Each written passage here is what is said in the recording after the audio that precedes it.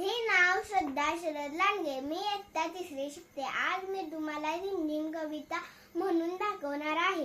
रिमझिम पाऊस ल ल ल ल ला ला सर सर झरे डोंगराच्या अंगावर दुधाचे झरे